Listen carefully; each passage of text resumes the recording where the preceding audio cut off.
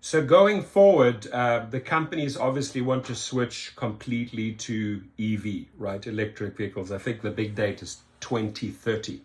And so recently, in one of my videos, I reached out and said, hey, if anyone has rented one of these Tesla 3s from Hertz, bring us real data that we can share with the community and actually look, is this worth it? Now, the combination of Uber, Tesla, Hertz, obviously they all try to get a ton of publicity out of this, right, by making this huge announcement, which is really just fluff at the end of the day. It makes no sense. And people are bringing their Teslas back in droves, back to Hertz. It just ain't working.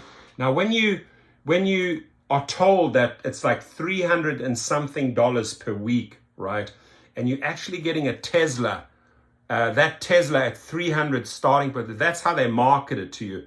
And you get your bill of $520.33. Listen, in my course at Gig Rocket, right, where the vehicles go for this type of money, you're getting an SUV, right? You're getting a Cadillac or a Suburban, and you're on the black platform, the SUV platform, the XL platforms, the Lux platform as well on Lyft.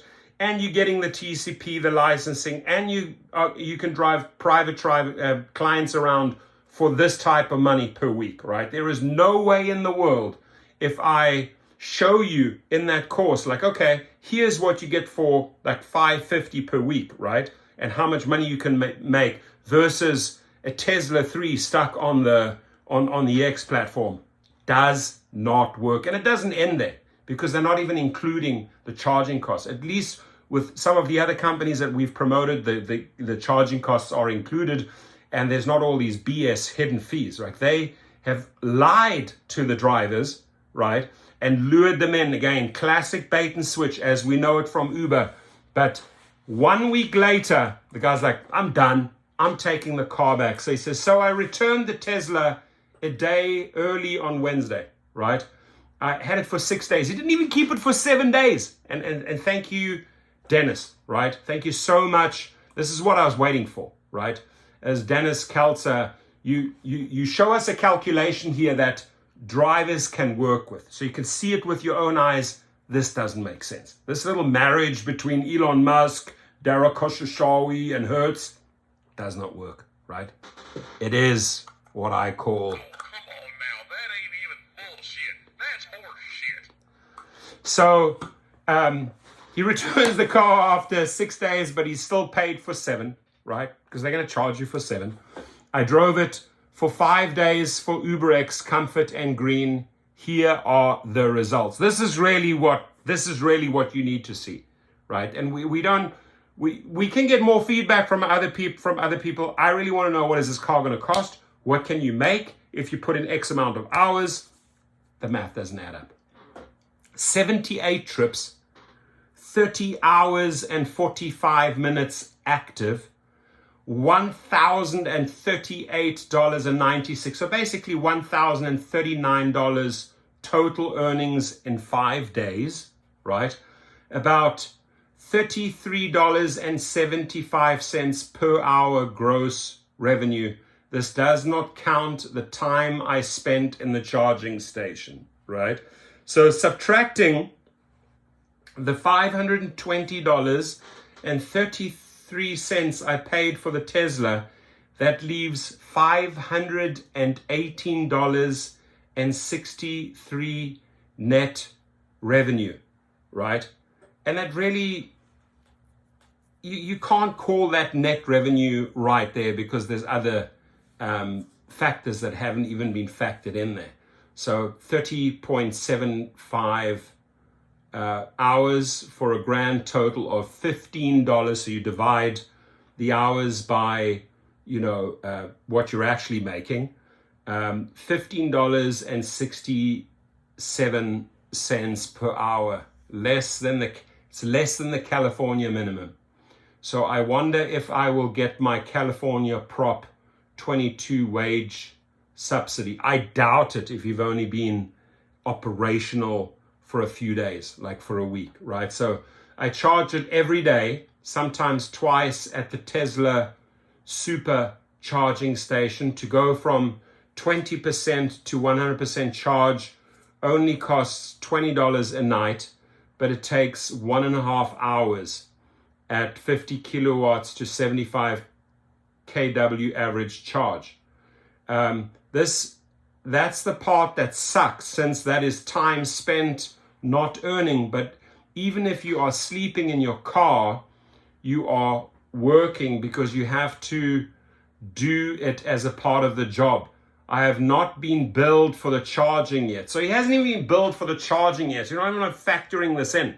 So your numbers are actually way, way, way lower, right? This is just like face value. Doesn't make sense. Add in the charging costs and everything that they're still going to send you a bill for. Makes absolutely no sense, right? So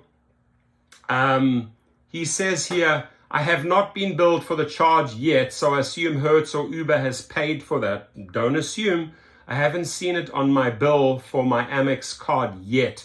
You cannot charge the car at home. It will take more than 48 hours at 110 VAC at 15 amps. I'm including screenshots of receipts and charging history on the car. It was a brand new 22 model 3 long range, and it only had 18 miles on it when I rented it. Okay. About the car, holy shit, it's fun to drive. The customers love it. Although I don't see any significant tip increase. Interesting one. No big tip increase because you showed up in a Tesla 3. Very interesting, right? That just tells me one thing and one thing only. Regardless of what car you roll in, this is my theory, my business theory, is that these riders are already been so overcharged, right? They used to pay this fee, they're now paying this fee, and they say, screw this, right? The Uber is making us pay all these additional charges now as a rider. We can't pass on any additional tips to the drivers, otherwise it's just going to be supersonic rates, right? So we the drivers have really lost out. It doesn't matter if you're in a Tesla 3 or a Camry or a Prius. We have lost out because of the massive increase in fees to the rider. They definitely don't pay what they paid a year ago. So that's my theory there, why we're losing so much on tips. So he says, the customers love it. Although I don't see any significant tip increase over my hybrid, tips still running about 10% of income. The range sucks, and this is the long range model. Most of the other drivers that were there renting were getting the regular Model 3, which is only 280 miles. Absolutely no way you can make money that way. So this is like best case scenario for the long range Tesla. Can you imagine you have the other version, right, which only gets 280 miles? The numbers look even worse. So absolutely no way you can make money that way. The Uber-Hertz rental experience sucked. It sucked, right? The girl who wrote up my rental and my return was very nice. No complaints about her. It just took way too long to get it to me. I had an appointment for 12 noon and arrived on time. It took 90 minutes to get to me. Not cool. That's 3 hours, 90 minutes. I'm sorry, that's 1.5 hours you're losing right there. Had to drive 33 miles to the Uber hub near LAX to get it. Upon return, I was informed by the porter that I would be charged a cleaning fee if I didn't vacuum out the car. Interesting. So can you believe that crap? I've rented 100 cars and have never heard of such a thing except in the case of someone smoking in the car. Nobody effing cleans a rental car. Now, I did vacuum it every day before I work, as every good Uber driver does, but I don't think I needed to vacuum before returning it. Anyway, if you need any other information, feel free to ask or call me. If you prefer, don't want to leave his number there.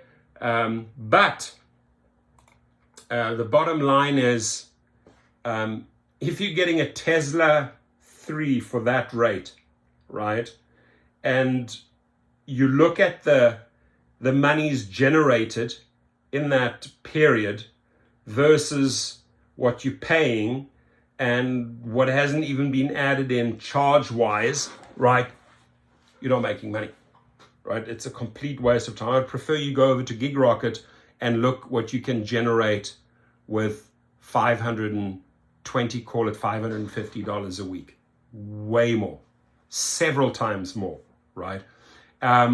So, you know, unless you maybe look at the EV Now model where charging is included, getting better cars at a way lesser price, you could do the math. But my opinion here and the final verdict is the following: the combination of Uber, Tesla, and Hertz is a complete disaster, and that is why we're seeing all of these cars being returned already after a week. Thank you.